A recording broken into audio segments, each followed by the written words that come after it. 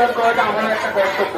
তাই এই বিষয়ে দু চার কথা আমি আপনাদের সকলের সামনে তুলে ধরতে চাই। মুক্তির মন্দিরে সোপানা তলে কত প্রাণ হলো বলিদান। হ্যাঁ ঠিকই, ভারতকে স্বাধীন করতে অনেক প্রাণ বলিদান গেছে, কিন্তু আর কতগুলো প্রাণ বলিদান গেলে বলতে পারবেন যে আমরা আসল স্বাধীনতার স্বাদ অনুভব করতে পারবো?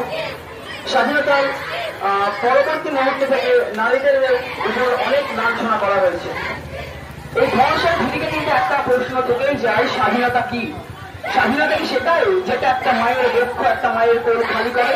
স্বাধীনতা কি সেটাই যেখানে তরতাজা একটা প্রাণকে হারাতে হয়?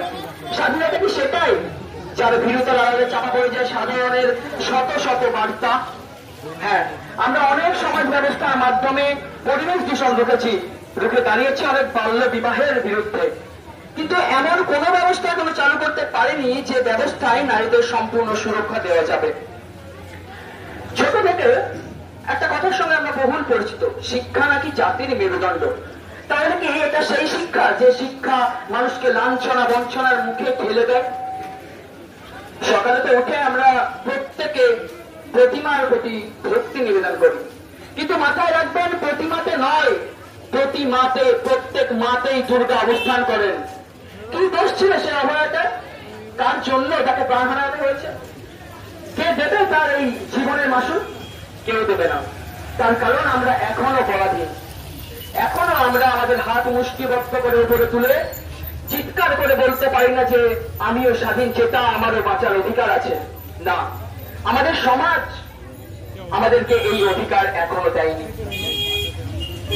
বলতে লজ্জা করে যে সমাজে নারীদের ধর্ষণ, নারীদেরকে লাঞ্ছনা করা হয়, আমার মা বোন দিদিরা সেই সমাজেরই অন্তর্গত। যাই হোক, আমিও সমব্যাধী, আমিও মর্মাহত। সেই ঘটনা আজও আমাকে কাঁদায়। মাথায় রাখতে হবে, সকলে একত্রিত হয়ে আমাদের হাতে হাত রাখতে হবে এবং এই ঘটনার বিরুদ্ধে রুখে দাঁড়াতে হবে। আজ রাখি বন্ধন দিবস।